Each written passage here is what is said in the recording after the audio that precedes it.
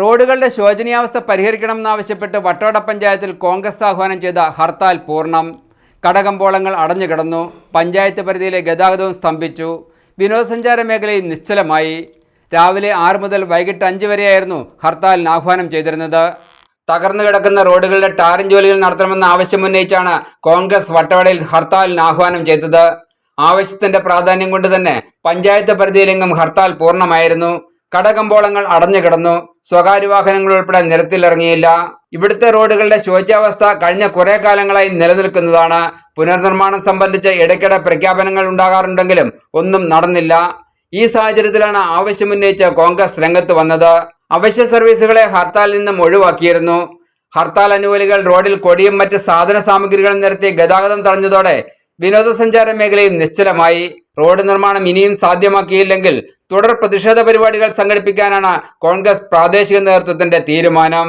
News bureau, Munnar.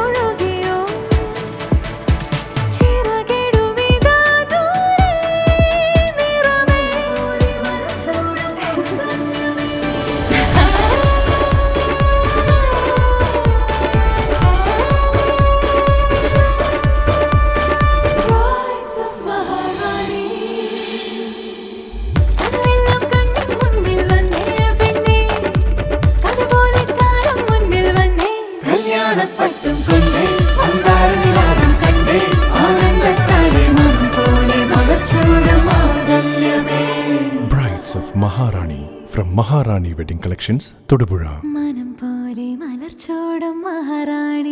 Every bride is a Maharani.